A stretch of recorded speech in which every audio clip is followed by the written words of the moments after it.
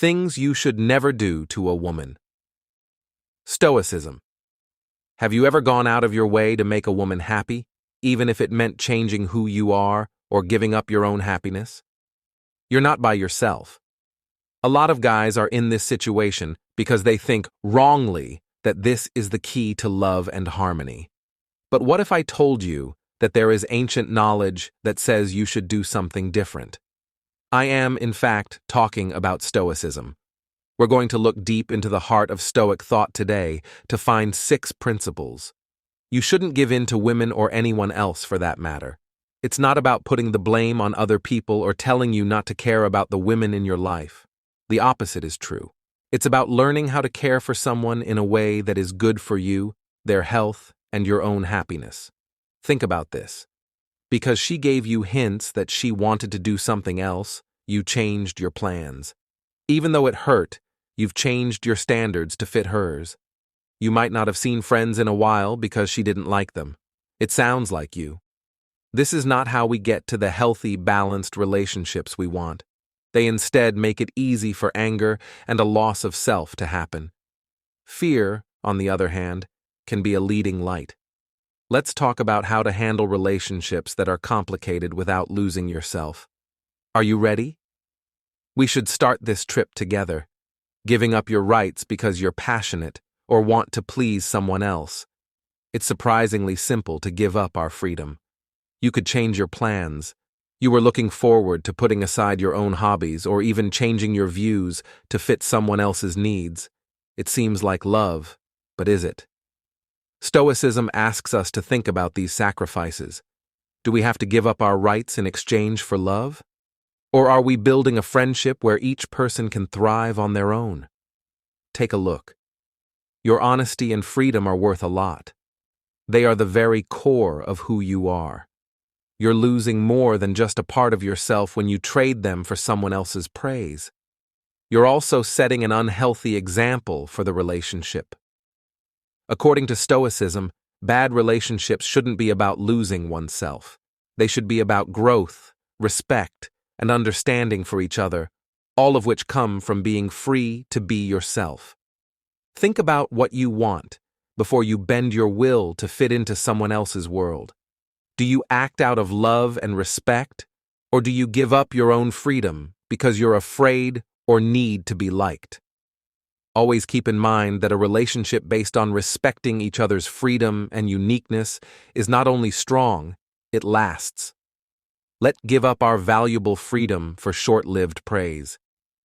Take a look at the timeless wisdom of Stoicism to help you find relationships that respect and enjoy our individuality. Who isn't paying attention to your growth? Take a moment to picture yourself on a road. Your road winding through a forest full of the leaves of life's expectations and demands. Every step forward is a step toward becoming better, wiser, and finally good. Now picture leaving your own road to walk on someone else's and putting their wants and needs ahead of your own. It's not just a side trip. It's keeping you from growing as a person.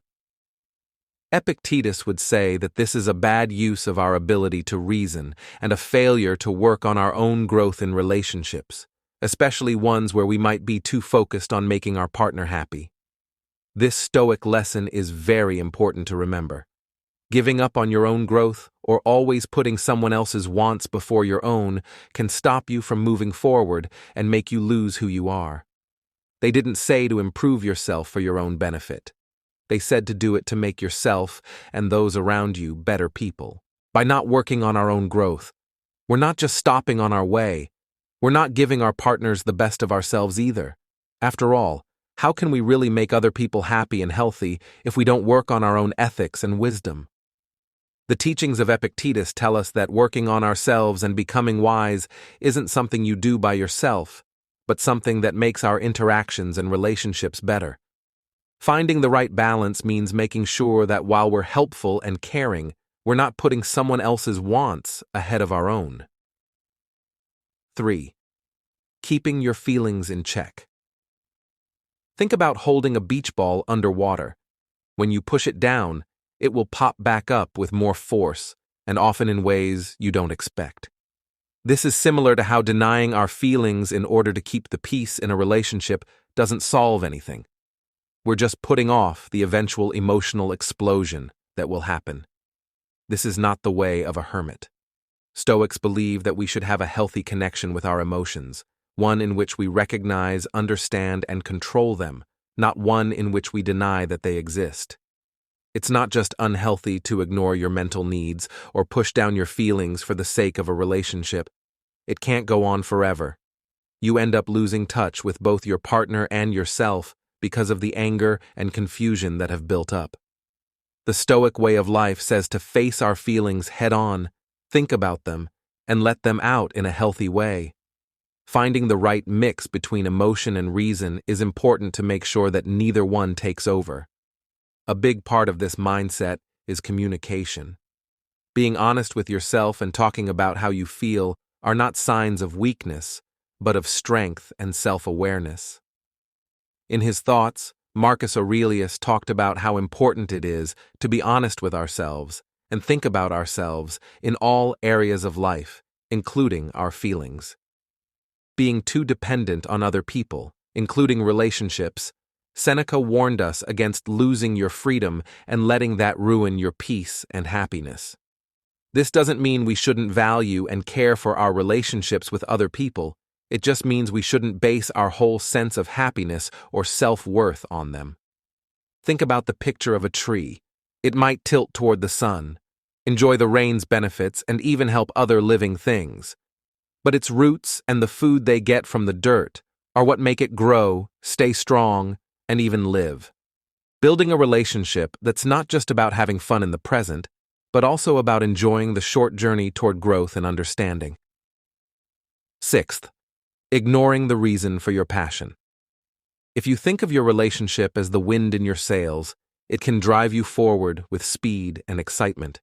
But if you don't have the direction of reason to guide you, that wind could blow you off course and hit the rocks. Epictetus and other Stoics taught that we shouldn't be slaves to our urges, but should be masters of them and use knowledge and foresight to guide our lives. This doesn't mean stifling our wants. It means getting to know them, asking ourselves about them, and making sure they are in line with our ideals and goals. When we're deeply in love, it's easy to let our feelings control what we do to find a middle ground. Does that go against what we believe? Or to miss warning signs that we would have seen if we weren't so passionate? The Stoics were very smart about this. They remind us that we should look at our feelings through the lens of reason. This way, we can be sure that our actions in relationships are not just reactions to fleeting feelings, but decisions we make after thinking things through. This Stoic concept isn't just useful for dealing with arguments or making big choices. It's also about the choices we make every day about the people we love. It's choosing to talk freely instead of reacting. Defense is just to be patient instead of angry and to try to understand before jumping to conclusions. By following reason in these times, we work to make our connection not only passionate, but also strong, respectful, and deeply connected. If you thought this video was helpful, please like, share, and follow for more philosophical advice and ways to grow as a person. Don't forget to leave a comment below with your ideas or stories about relationships and Stoicism. Be good until we talk again.